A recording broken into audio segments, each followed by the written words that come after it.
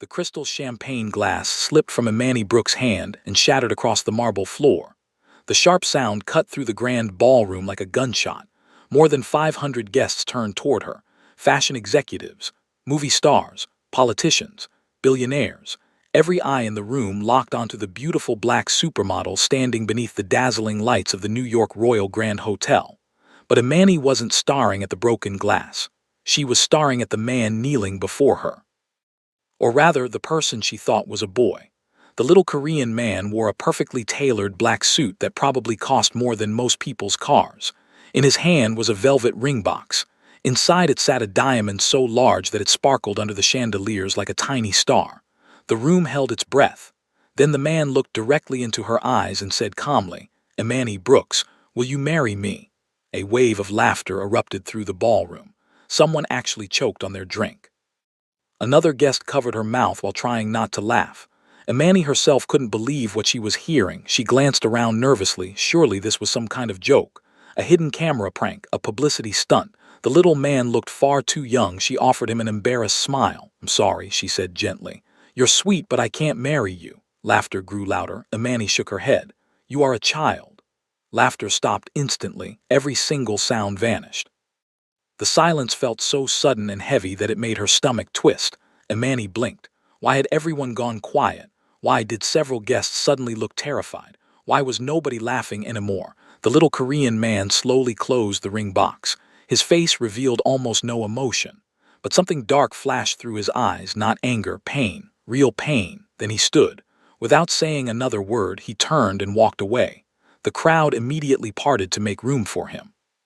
People who minutes earlier had been laughing now lowered their heads respectfully. Imani frowned. "What just happened?" Before we continue, if you enjoy emotional romance stories filled with shocking twists, powerful secrets, and unforgettable love stories, please subscribe to the channel, like this video, and leave a comment below telling us where you're watching from. Now let's continue. Imani's best friend and manager, Denise, rushed toward her looking pale. "Oh my God," Imani asked. Denise grabbed her arm. "Tell me you knew who that was." Imani laughed nervously. "Some rich kid playing a joke." Denise looked like she might faint. "Kid?" "Yeah." Denise leaned closer. "That wasn't a child." Imani felt a chill run through her body. "What do you mean?" "That was Junwoo Kang." The name meant nothing to her. She shrugged. "Should I know who that is?" Denise stared at her. "You really don't know?" "No." Denise swallowed hard. "He's 35 years old." Imani's smile vanished. "What? He's 35? That's impossible." Denise shook her head. "It's true." Imani looked toward the ballroom entrance where the man had disappeared. Her heartbeat began to quicken. 35? There was no way, Denise continued. "Only is he 35, he's one of the richest men in the world." Imani felt another wave of confusion. "What are you talking about? The entire gala tonight belongs to him." Now her stomach dropped. "Hotel?" "The hotel chain." Imani's eyes widened. "The fashion company sponsoring tonight." "His." "The charity foundation." "His." "The jewelry company." "His." Room suddenly felt too warm. Imani loosened her necklace. Denise lowered her voice. "And that's not even the shocking part." "What could be more shocking than that?" Denise looked around carefully before speaking. "Say he's connected to one of the most powerful criminal organizations in Asia." Imani stared. "People call him a mafia boss." Imani nearly laughed. It sounded ridiculous. The tiny man she had rejected seconds earlier looked more likely to own a bookstore than command criminals. Yet nobody else seemed to find it funny. Several guests were still nervously watching the exit through which he had left. A wealthy businessman walked past them muttering, "This is bad. Very bad." Imani suddenly wished she could disappear. The rest of the evening felt endless. People continued smiling at her, but their smiles seemed forced, artificial, almost pitying. When she finally returned to her Manhattan penthouse after midnight, she kicked off her heels and collapsed onto her couch.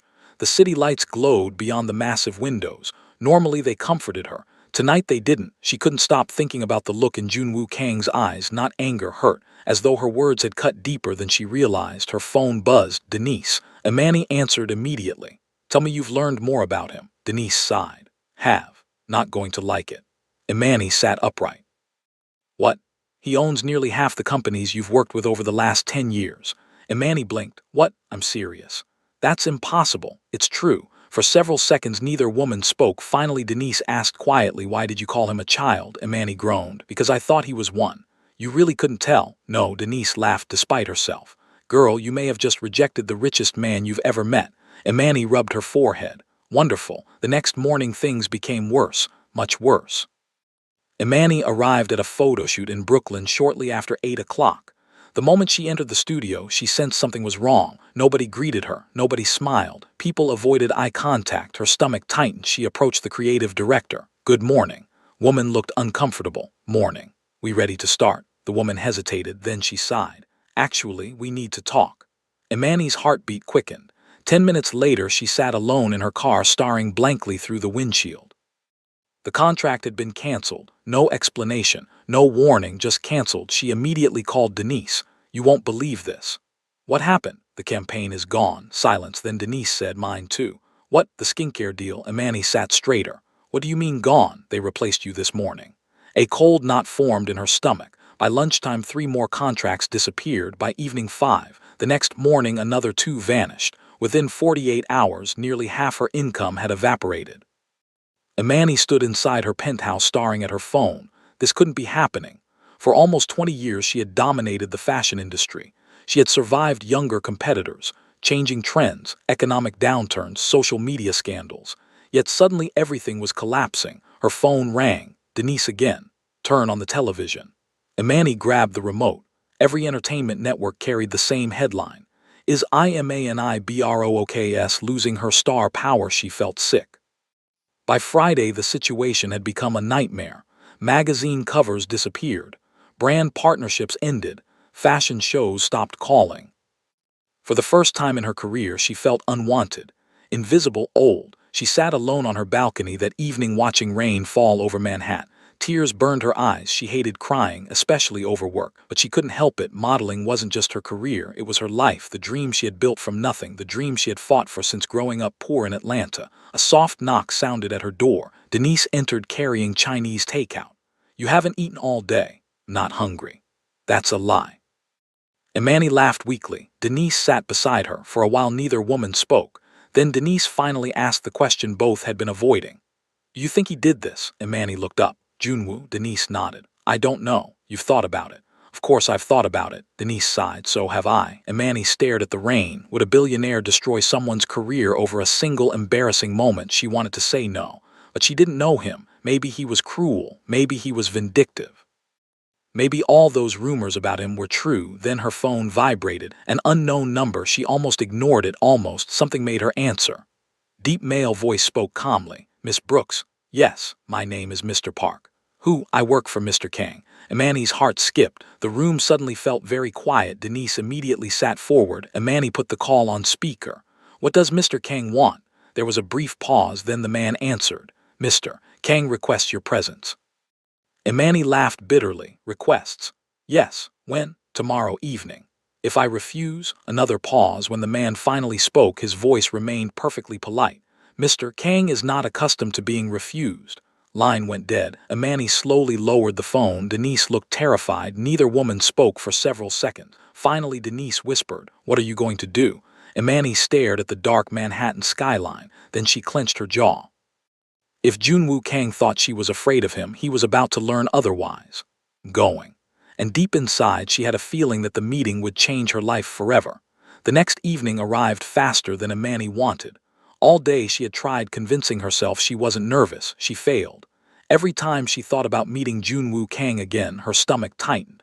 Part of her was angry, part of her was embarrassed, and a small part of her was curious. She wanted answers, real answers.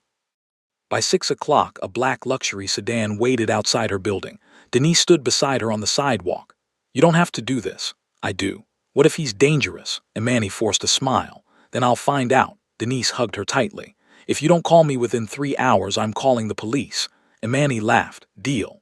Driver opened the rear door. Imani climbed inside. The journey lasted nearly 40 minutes. The car eventually stopped before one of the most impressive buildings she had ever seen. The 60-story glass tower overlooked the Manhattan skyline. The illuminated logo at the top read, Kang Global. Imani stared upward. The building looked less like a corporate headquarters and more like the palace of a king. A man in a gray suit greeted her inside. He appeared to be in his 50s. His posture was perfect, his expression unreadable. Miss Brooks. Park. Yes. He motioned toward a private elevator. This way. Neither spoke during the ride upward. The elevator climbed so high that her ears popped. Finally, the doors opened. Imani stepped into a luxurious office that occupied the entire top floor. Floor-to-ceiling windows surrounded the space. The city stretched endlessly below. For a moment she forgot why she had come. Then she saw him. Junwoo Kang stood near the windows. His back faced her. His hands rested behind him. He wore a dark navy suit, perfectly tailored, perfectly pressed, perfectly fitted. For several seconds nobody spoke. Then he turned. His face remained calm. But those dark eyes immediately found hers. Something unexpected happened.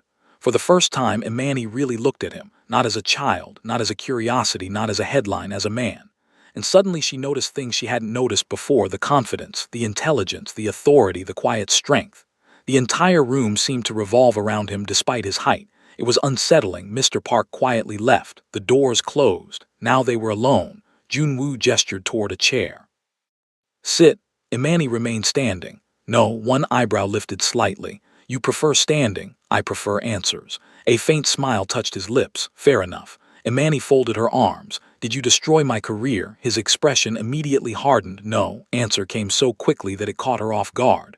Then why are my contracts disappearing? I did not destroy your career. That's not what I asked. He walked slowly toward his desk. Then he pressed a button. Several large screens lit up. Imani watched in confusion. Company logos appeared, one after another: fashion houses, cosmetic brands, luxury retailers, magazine publishers, some of the biggest names in the industry. What am I looking at? Junwoo sat down. Every company that recently terminated a contract with you. Her jaw tight. So it was you. He clicked another button. New information appeared. Her eyes widened. Each company had recently changed ownership, every single one. What is this? I purchased them. Imani blinked. Bought them? Yes, she stared at him. Why? His answer stunned her. Because they intended to replace you. Several seconds she couldn't speak. The words didn't make sense. I don't understand.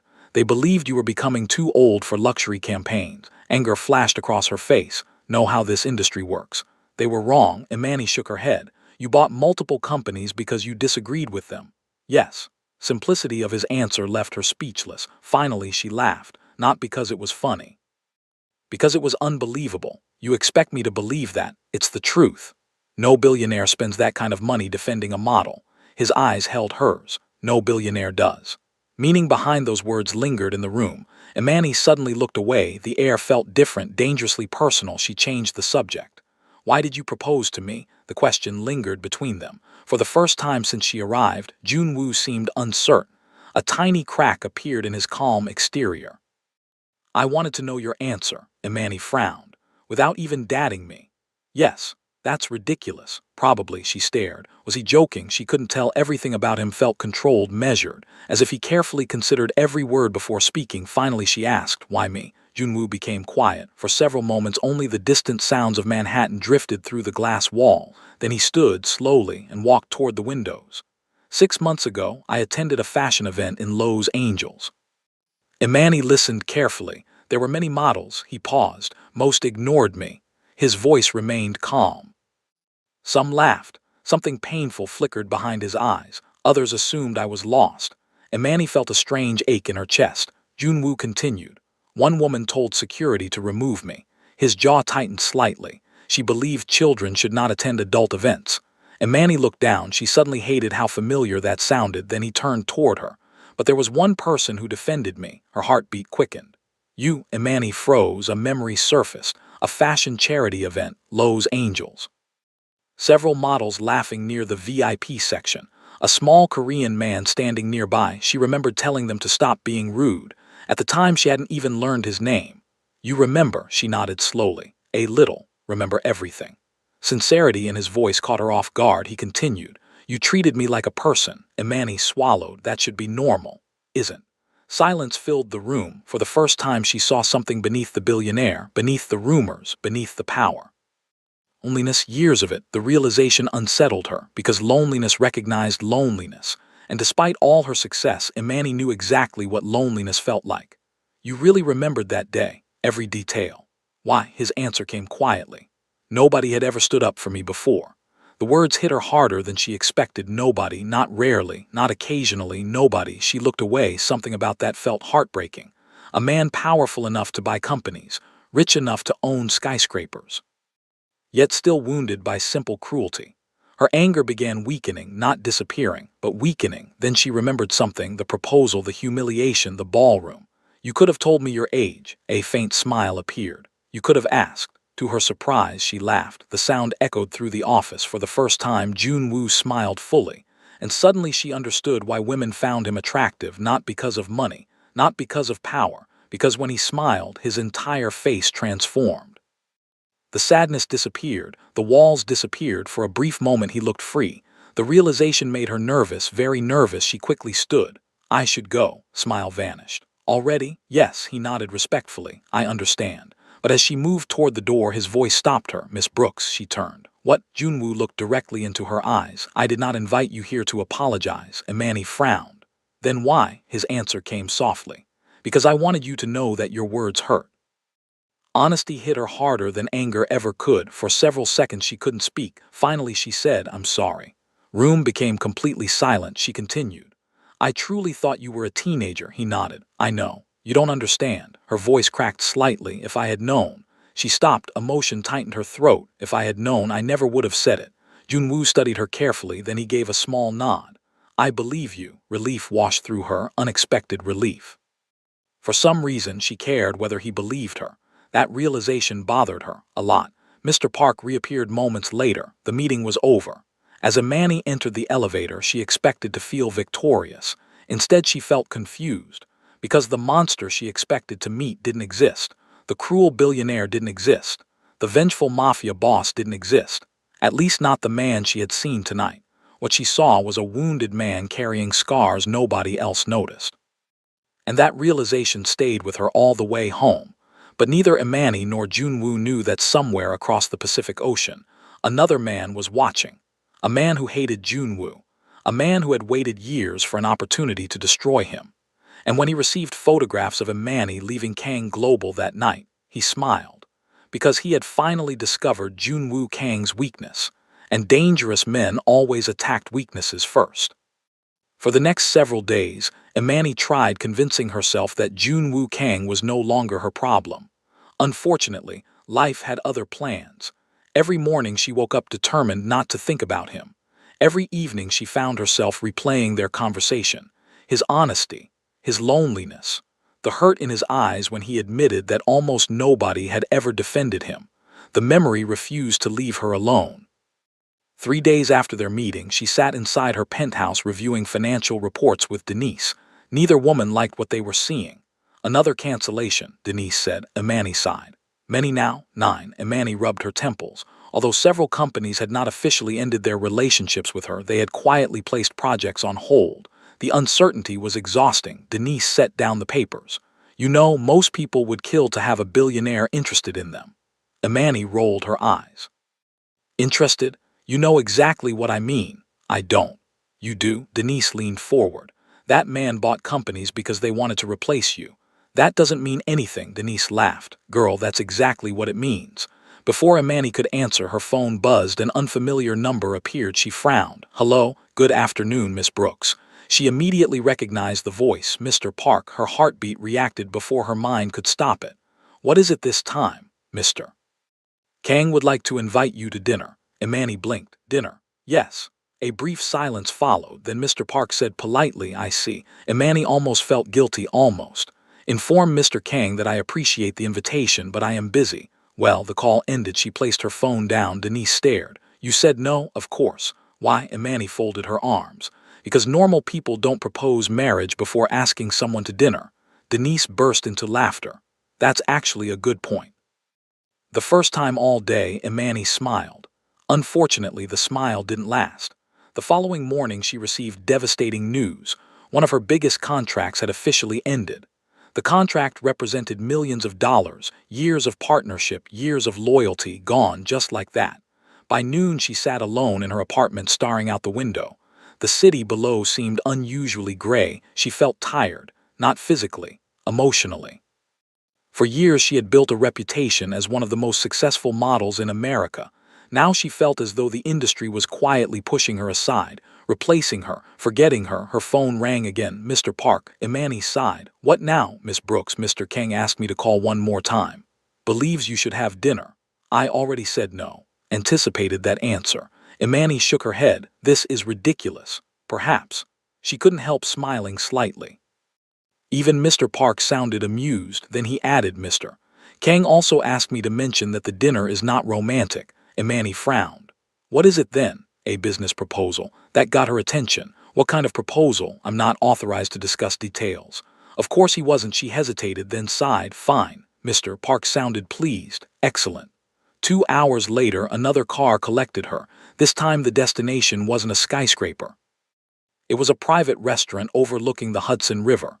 The entire establishment appeared empty. No customers, no staff visible, just one table near the windows and one man waiting. Junwoo stood when she arrived. Thank you for coming. Imani sat across from him. I'm only here because you said this was business. It is. She narrowed her eyes. Good. A faint smile touched his lips. He seemed to enjoy challenging her. That realization irritated her more than it should have. Dinner began quietly. To her surprise, Junwoo never mentioned marriage, never flirted, never pressured her. Instead, they discussed business, fashion, marketing, luxury branding. The conversation flowed easily, shockingly easily. Several times Imani forgot she was speaking to one of the most powerful men in the world. He listened carefully, asked thoughtful questions, respected her opinions. Many wealthy men she had met spent entire conversations talking about themselves. Junwoo did the opposite. Eventually she asked, so what's the proposal? He slid a folder across the table. Imani opened it. Her eyes widened, then widened again, then widened even more. This isn't real. She looked up. The offer was unbelievable. Junwoo wanted her to become the global face of his luxury fashion empire, not for one campaign, not for one season, for 3 years. The salary alone was enough to make most executives jealous. Serious? Yes. Why? Because you're talented. She laughed. There are younger models. I don't want younger models. There are cheaper models. I don't want cheaper models. She shook her head. You make no sense. His expression remained calm. Been told that before. Again she laughed. The man was unexpectedly funny. That realization made her nervous, because she was beginning to enjoy spending time with him. Very dangerous, very, very dangerous. Hours passed. Conversation continued. For the first time in weeks, she felt relaxed, comfortable, seen. As they prepared to leave, Junwoo asked quietly, may I ask a question? Depends. How old are you? Imani stared, then burst into laughter. You can't be serious. I am. Why? You assumed I was a child. His face remained perfectly serious. Want to avoid making the same mistake. Imani nearly choked laughing. Even Junwoo smiled. When they finally exited the restaurant, a cool breeze swept across the waterfront. The city lights reflected beautifully against the water. For a brief moment, neither moved. Then Junwoo looked at her. Thank you. What? Coming. Something warm settled inside her chest. She hated it, absolutely hated it, because it felt suspiciously like the beginning of attraction. And attraction complicated everything, especially when the man involved happened to be a billionaire mafia boss. The next few weeks passed surprisingly quickly. Imani accepted the contract, work resumed, photo shoots returned, magazine interviews returned, confidence returned, and to her surprise, so did happiness.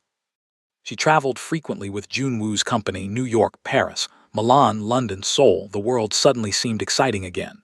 But with every trip, something else happened. She got to know Junwoo better, far better. One evening in Paris, they attended a luxury fashion event together. As they entered the ballroom, several guests immediately noticed Junwoo. Most greeted him respectfully. Others stared. A few whispered. Imani recognized those whispers. She had heard similar whispers her entire career. People judging. People assuming, people deciding who mattered and who didn't. Then she heard one woman laugh. The comment was quiet, but not quiet enough. Having all that money and still looking like that. Women nearby giggled. Imani froze. Anger surged through her instantly. Before she could stop herself, she turned. What did you say? The group became silent. The woman looked uncomfortable. I was joking. You weren't? Imani stepped closer. A grown woman making fun of somebody's appearance. Woman's face reddened. You don't understand. No, you don't understand. Ballroom began watching. Imani didn't care. You should be ashamed of yourself. Woman looked away. Junwoo gently touched Imani's arm. That's enough. She turned toward him. No, it isn't. His eyes softened, but he simply shook his head. Let it go. Reluctantly she did. Yet later that evening, as they sat alone on a rooftop terrace overlooking Paris, Junwoo spoke quietly. "You didn't have to do that." Imani sipped her coffee. "Yes, I did." Why? She stared out at the city lights. "Because they were wrong." Silence followed, then Junwoo asked, "Do comments like that make you angry?" "Yes." Why? She looked at him. "Because I know what it's like when people judge you before they know you." His eyes held hers. Neither looked away. Something shifted between them, something deeper. Something neither wanted to name. Finally, Junwoo spoke. "Different." Imani smiled softly. "So are you." For several moments they simply sat together, no business, no contracts, no fashion, just two lonely people sharing a quiet moment. And somewhere deep inside, feelings neither expected were beginning to grow. Unfortunately, they weren't the only ones paying attention. Thousands of miles away, inside a heavily guarded estate overlooking the sea, a man studied photographs spread across a table. Photographs of Junwoo, photographs of Imani, photographs of them together. The man's name was Kang Di-hyun, Junwoo's cousin, and his enemy. His eyes narrowed as he examined the images. "So it's true." One of his associates nodded. "Very true." Di-hyun smiled coldly. For years he cared about nothing. He picked up a photograph showing Junwoo looking at Imani, not as a business partner, not as an employee, as a woman, as someone important, as someone loved. The smile on Di-hyun's face grew darker. Dangerous. His associate looked confused. "What is love?" Di-hyun placed the photograph back on the table. "Powerful men, love is always dangerous." Then he leaned back in his chair. "And soon our dear cousin is going to learn exactly why." Far away in Paris, neither Junwoo nor Imani knew that a storm had already begun moving toward them. A storm powerful enough to destroy everything they were building. And when it finally arrived, neither of their lives would ever be the same again. The flight from Paris to Seoul lasted nearly 14 hours. Imani expected to spend most of it sleeping. Instead, she spent most of it thinking about Junwoo, thinking about Paris, thinking about the way his eyes had looked at her on that rooftop. The realization irritated her. At 38 years old, she wasn't some teenager with a crush. She had dated successful men, athletes, actors, business executives. She knew the difference between attraction and genuine feelings. Yet something about Junwoo felt different, dangerously different. He never tried to impress her, never bragged, never flashed his wealth. He simply treated her with kindness, and somehow that affected her more than all the expensive gifts wealthy men had offered throughout her life. When the private jet landed in Seoul, the city glittered beneath the night sky like a sea of stars. Imani pressed her face slightly toward the window. The view was breathtaking. Beside her, Junwoo noticed. "You like Seoul? It's beautiful." His expression softened. "It gets more beautiful at night." Imani smiled. "You sound proud." "I am." Simple answer made her smile even more. Over the next several days, Seoul became one of her favorite cities. The food, the culture, the energy, everything fascinated her. And everywhere they went, people recognized Junwoo. Some bowed respectfully, others greeted him warmly. Many seemed genuinely fond of him. That surprised her. The media often portrayed powerful men as cold and ruthless. But the version of Junwoo she witnessed was completely different. He remembered names, remembered birthdays, asked employees about their families, stopped to speak with security guards, thanked waiters, listened when people spoke. One afternoon, after a major photo shoot wrapped early, Junwoo invited her to visit one of his company's charitable foundations. Imani agreed. She expected another publicity project. What she found instead shocked her. The foundation provided support for children with disabilities. The building buzzed with activity. Children laughed, played, learned, smiled. The moment Junwoo entered, dozens of kids ran toward him. "Mr. Kang, Mr. Kang, Mr. Kang." Imani watched in amazement. The feared Mafia boss immediately knelt to greet them. Several children hugged him. One little girl climbed directly into his arms. Another boy proudly showed him a drawing. Junwoo examined it seriously. "This is excellent," child beamed. "No, it's not." "It is." Boy grinned. Imani couldn't stop smiling. The entire scene felt so genuine, so natural, nothing about it appeared staged. Eventually, one of the foundation directors approached her. "You seem surprised." "Little," woman laughed. "Most people are." Imani glanced toward Junwoo. A small girl was now braiding his hair despite the fact that it was far too short. He sat patiently anyway. "How long has he supported this place?" The director smiled. "Almost 15 years." Imani stared. 15. "Yes." Woman lowered her voice. "He rarely talks about it." Something tightened inside Imani's chest. The more she learned about him, the less he resembled the image she had created in her mind. That evening they shared dinner at a quiet restaurant overlooking the Han River. For a while they discussed work. Eventually the conversation became more personal. Amani leaned back in her chair. "Can I ask something?" "Of course." She hesitated, then decided to be direct. "What was your childhood like?" The question changed everything. The warmth in Junwoo's face faded, not completely, but enough for her to realize she had touched something painful. "You don't have to answer." He stared out the window. "It's fine." Several seconds passed, then he began speaking. "My mother loved music." Statement surprised her, not because of what he said, because of how softly he said it. "As a child, I would listen to her play piano for hours." A small smile touched his lips. "She was terrible," and Manny laughed. "Terrible? Very." Smile faded. "But she loved it." Silence followed, then he continued. "My father was different." "How?" "He believed strength solved everything." And Manny nodded. "Met people like that." "Have I?" For a moment they shared a small smile, then Junwoo's expression darkened. "When I was 9 years old, both of them were murdered." And Manny's smile disappeared instantly. "Oh my God," he nodded once. "Someone wanted control of the family business." Pain in his voice felt raw, real. Years had passed, yet the wound clearly remained. "What happened to the person responsible?" His jaw tightened. "They escaped." Imani stared. "They were never caught." "No." Answer carried enough bitterness to fill the entire room. For the first time she understood. This wasn't simply a tragic memory, it was unfinished. The kind of pain that never truly leaves. Then she noticed something. He had mentioned his parents, but not his condition, not the thing that made him different. She hesitated before asking. "Was that also when?" Her voice trailed off. Junwoo understood immediately. "Yes." Answer came quietly. Imani's heart sank. "What happened?" He looked away. "When the attack occurred, I was poisoned." Her breath caught poison. The word alone sounded horrifying. "My doctors managed to save my life." His eyes darkened. "But the damage was permanent." Imani felt tears threatening to form. She hated that, hated feeling emotional. Yet hearing him describe it so calmly somehow made it worse. He wasn't seeking sympathy, wasn't looking for pity. He was simply stating facts, facts he had been forced to live with. "I'm sorry." Junwoo looked at her. For a moment something vulnerable appeared in his eyes, then he smiled softly. "So am I."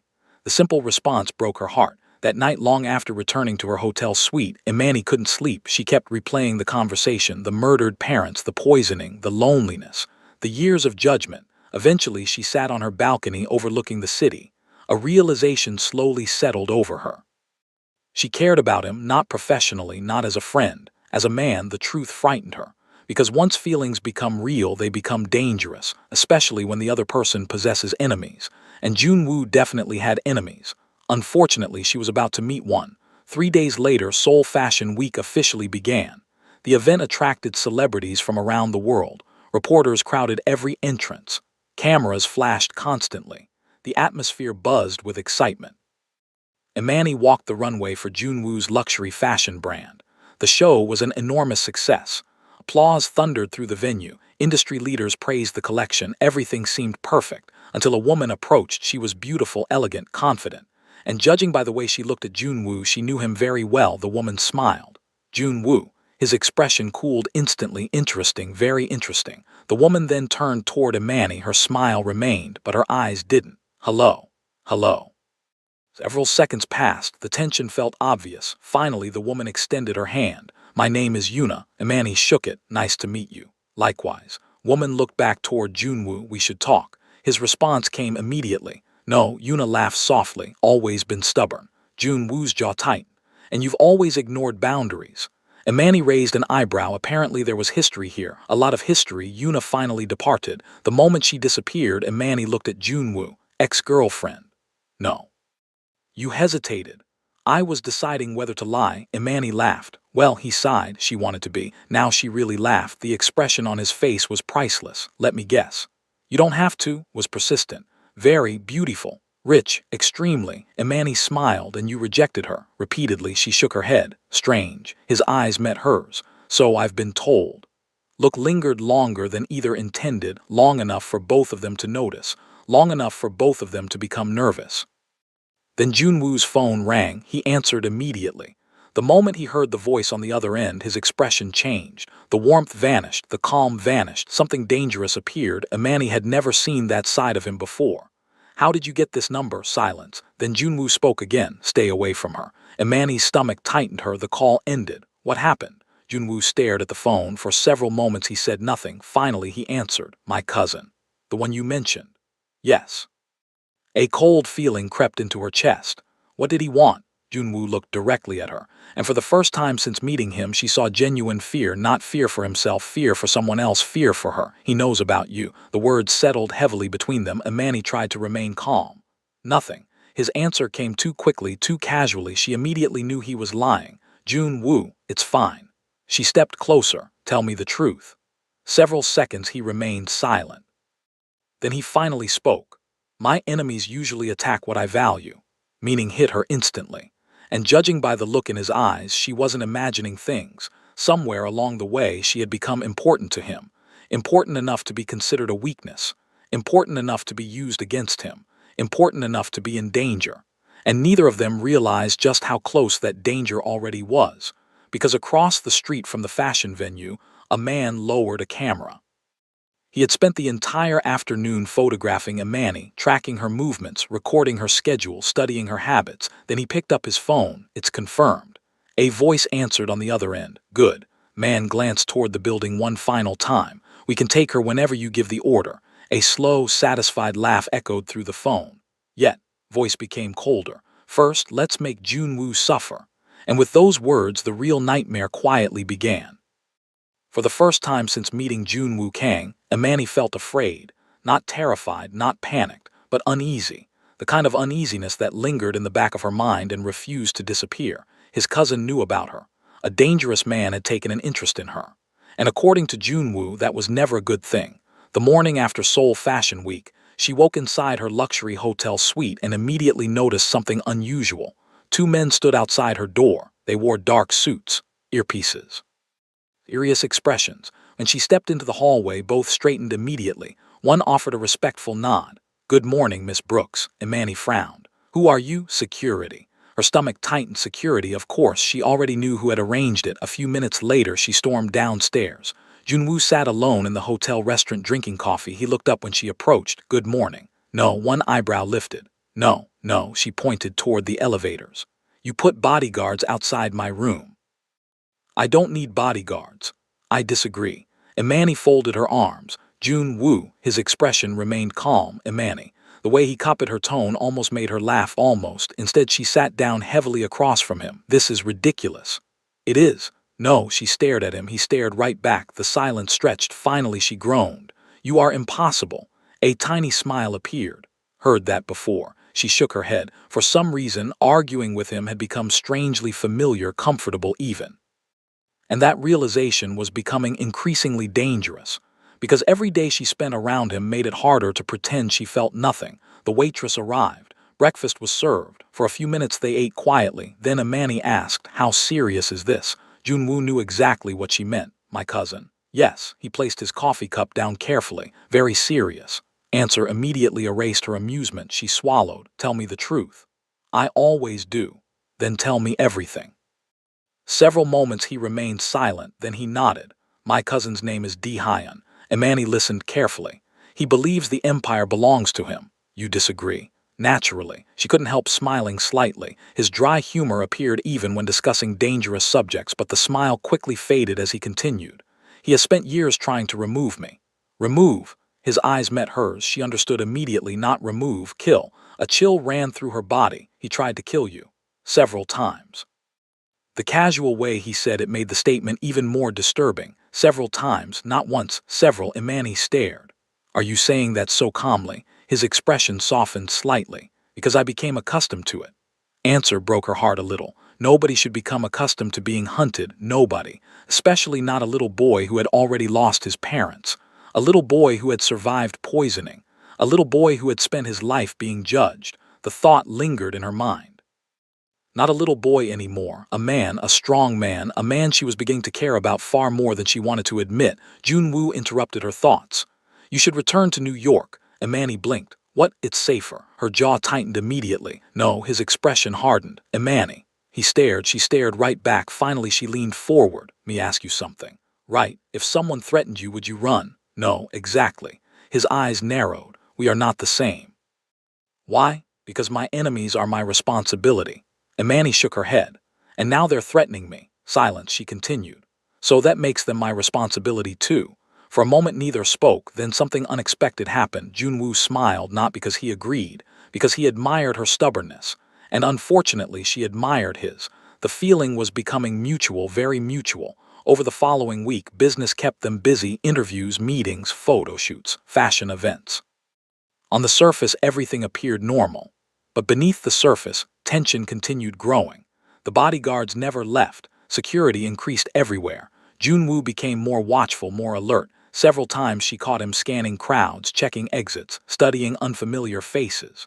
The constant vigilance made her realize how dangerous his life truly was. One evening they attended a charity banquet in Seoul. Hundreds of guests filled the ballroom. Music played softly.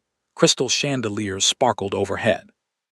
The atmosphere seemed peaceful until it wasn't. Amani had just stepped away from the table when she noticed a commotion near the entrance. Voices rose, guests turned, security personnel moved quickly. Her heart immediately began racing. Something was wrong, very wrong. Before she could react, Junwoo appeared beside her. His hand lightly touched her arm. "Come with me." His voice was calm, too calm. "What happened?" Now, firmness in his tone told her everything. No questions, just move. Together they headed toward a private exit. Then a loud crash echoed through the ballroom. Guests screamed, people scattered, panic exploded. Amani's pulse hammered. What was that? Junwoo guided her forward. "Keep moving." The bodyguards surrounded them instantly. The situation felt unreal, like something from a movie. Yet the fear on everyone's faces told her this was very real, very dangerous. They reached an armored vehicle waiting outside. The doors opened. Everyone climbed inside. Seconds later, the convoy sped away. Only after several minutes did Junwoo finally speak. "A warning." Imani looked at him. "A warning," he nodded. "No one was injured, thank God. It was deliberate." Her stomach dropped. Hyun, most likely. Realization left her shaken. This wasn't business anymore. This wasn't politics. This wasn't a family disagreement. Someone was actively trying to terrify them. And it was working. Later that night, sleep refused to come. Imani sat alone on her balcony overlooking the city. The events replayed endlessly inside her mind: the panic, the screams, the fear. A soft knock interrupted her thoughts. She already knew who it was. "Come in." Balcony door opened. Junwoo stepped outside. For several moments neither spoke. The city lights glowed around them. A cool breeze drifted through the night. Finally he said quietly, "I'm sorry." Imani looked at him. "What? For bringing this into your life?" Something in his voice made her chest ache. Guilt, real guilt, as though he blamed himself. She shook her head. "You didn't create this." "Maybe not. You're blaming yourself anyway." He didn't answer, which was answer enough. Imani stepped closer. "Look at me." Slowly he did. The sadness in his eyes surprised her. Not fear, sadness, the kind that came from carrying too much responsibility for too many years. "You are not responsible for your cousin's choices." Silence. "You understand that, right?" His jaw tightened. "I should have protected you." The words hit her harder than she expected, not because of what he said, because of how much he meant it. Before she could stop herself, she reached for his hand. The moment their fingers touched, both froze. Neither pulled away, neither spoke. The world suddenly felt very quiet, very still. Junwoo looked down at their hands, then back at her. Something powerful passed between them, something neither could ignore anymore. Imani's heart pounded. His seemed to as well. For weeks they had danced around the truth, avoided it, pretended not to see it. But now the truth stood directly between them. Feelings, real feelings, dangerous feelings. Finally Junwoo spoke. His voice was barely above a whisper. "Imani." Just hearing her name from his lips sent warmth through her chest. "Yes." For a moment it looked like he wanted to say something important, something life-changing. Instead he shook his head. "No." Imani smiled softly. Faint smile appeared. "I forgot what I was going to say." She laughed. For the first time all day she genuinely laughed. The sound seemed to relax him. Then something unexpected happened. He laughed too. A real laugh, not polite, not controlled, real. And suddenly the distance between them felt much smaller, dangerously small. The next morning brought even more surprises. Because while Imani and Junwoo were slowly falling in love, Hyun was preparing his next move. Inside a heavily guarded estate, photographs covered an enormous table. Photographs of Imani, photographs of Junwoo, photographs of them together. Hyun studied every image carefully. Then he smiled. "Interesting." One of his men nodded. "What is?" Hyun pointed at a photograph. "Look closely." Man obeyed, then frowned. "I don't understand." Hyun laughed softly. "Of course you don't." His finger tapped the image. The photograph showed Junwoo looking at Imani, nothing unusual, at least not to most people, but Di-hyun noticed because he knew his cousin, and he had never seen that expression before, never. The warmth, the concern, the affection, the love. Di-hyun leaned back. This is perfect. His associate looked confused. Perfect. Yes. A cruel smile spread across his face. For years I've searched for a weakness. Smile widened. And now I've finally found one. He picked up a photograph of a man. He studied it carefully, then handed it to one of his men. Prepare the team. Man nodded immediately. When Di-hyun's eyes darkened, soon. His gaze lingered on the photograph. Very soon. And thousands of miles away, completely unaware, Imani Brooks was walking directly toward the most dangerous moment of her life. The following week began peacefully. Too peacefully. Looking back later, Imani would remember that as the first warning. Life had finally started feeling normal again. Or at least as normal as life could feel when she was traveling the world with a billionaire Korean businessman who had quietly stolen her heart. The realization still surprised her. Sometimes she caught herself smiling for no reason. Then she would realize she was thinking about Junwoo, the way he listened, the way he remembered small details, the way he always made sure everyone around him felt important. Most of all, she thought about how safe she felt whenever he was near. Unfortunately, safety can disappear in seconds. The attack came on a rainy Thursday evening. Imani had just finished a private interview for an international fashion magazine. The event was held inside one of Seoul's most exclusive hotels. Security surrounded the building. Bodyguards stood everywhere. Everything appeared secure. Which was exactly why nobody expected what happened next. As Imani exited through a private corridor, the lights suddenly went out. The darkness lasted only seconds, but seconds were enough. A hand covered her mouth, strong arms grabbed her. She tried to scream, tried to fight, tried to break free. But multiple people were involved. Within moments she was dragged away. The last thing she remembered hearing was one of the bodyguards shouting her name. Then everything went black. Hours later, Junwoo stood inside a security command center. The room buzzed with chaos. Screens covered the walls, phones rang constantly. Security teams rushed in and out. Nobody dared speak too loudly, not when Junwoo Kang looked the way he did. Imani had never seen him angry, very few people had. Now everyone understood why. His face remained calm, but the calmness was terrifying. His eyes looked colder than winter, more dangerous than any weapon. Mr. Park approached carefully. We found the vehicles. Where? They were abandoned. Junwoo's jaw tightened, and the drivers. Missing. Silence. A terrible silence. Then Junwoo spoke. Find her. Command was quiet, yet everyone in the room immediately moved faster, because they knew exactly what those words meant. Find her, no matter what. Find her or face consequences. Hours passed, then a message arrived. A video. The room became silent. Junwoo pressed play. Di-hyun appeared on the screen, smiling, relaxed, amused. Behind him sat Imani, bound to a chair, frightened. But alive. Relief flooded through Junwoo so powerfully that he almost staggered. Alive, thank God, alive. Di-hyun laughed. Cousin. Junwoo's eyes darkened.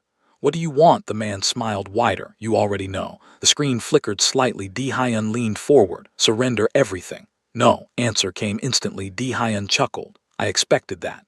Then his expression became cold. Perhaps you need motivation. He turned toward Imani. She glared at him. Even now she refused to look afraid. Junwoo's chest tightened. God, she was brave, far braver than anyone had the right to be. Di-hyun smiled. 24 hours. The screen went black. The room fell silent. Mr. Park looked concerned. Several advisors exchanged nervous glances. One finally spoke. Sir. Junwoo looked at him. If you surrender the company, he'll kill both of you. Another nodded. We cannot trust him. They were right. Everyone knew it. Di-hyun never honored deals, never kept promises, never showed mercy. The situation appeared impossible. But Junwoo wasn't thinking about money or power or business. He was thinking about Imani, alone, scared, waiting.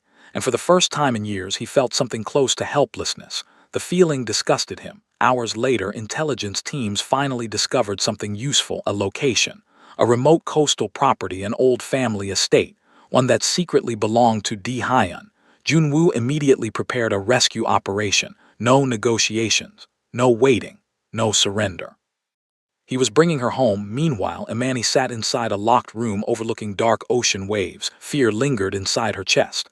But surprisingly, panic did not, Because she knew one thing, Junwoo would come. The certainty felt almost ridiculous, yet she believed it completely. A door opened, Di Hyun entered. His smile immediately annoyed her. Comfortable? No. Good. Imani rolled her eyes. Not nearly as intimidating as you think. Man laughed. I understand why he likes you. Her jaw tight. He doesn't. Di Hyun laughed even harder. Oh, he absolutely does. The certainty in his voice unsettled her, not because she disagreed, because she didn't. Deep down, she already knew the truth. The problem was that she felt the same way. Di Hyun studied her quietly, then he spoke.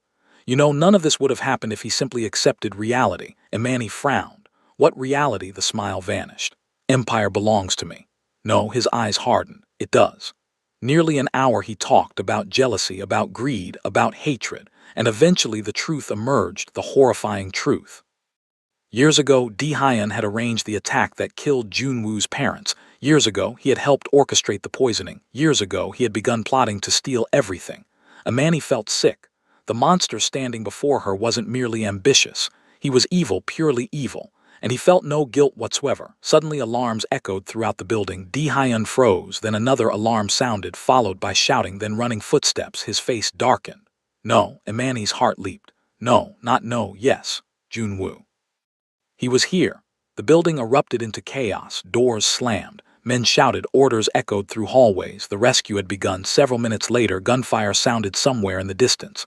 Imani squeezed her eyes shut. Please be okay, please. The door suddenly burst open. She looked up, and there he was, Junwoo, breathing heavily, rainwater covering his suit, eyes searching frantically. The moment he saw her, everything else disappeared. For several seconds, neither moved, neither spoke.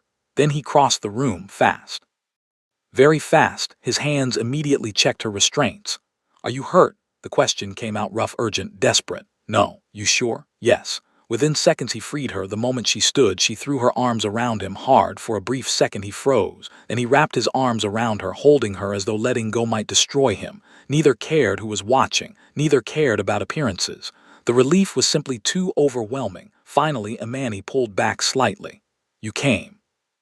Words were barely a whisper. Junwoo stared at her. The answer came just as softly. Always. Her eyes filled with tears, not sad tears, the other kind, the kind that appear when someone matters more than you expected. Suddenly, another voice interrupted. Touching. Di Hyun, the cousins turned simultaneously. The villain stood in the doorway holding a weapon, his expression twisted with hatred. For several seconds nobody moved, then Di Hyun laughed. This over a woman. Junwoo stepped forward, instinctively placing himself between Di Hyun and Imani. The gesture didn't go unnoticed. Di Hyun smiled cruelly. See. His voice dripped with satisfaction. I was right. Silence. Then he looked directly at Junwoo. You love her. Room became very quiet. Imani's heartbeat thundered. Junwoo said nothing. But sometimes silence speaks louder than words. Di Hyun laughed, then suddenly lunged toward them. Everything happened quickly. Security officers moved. A struggle erupted.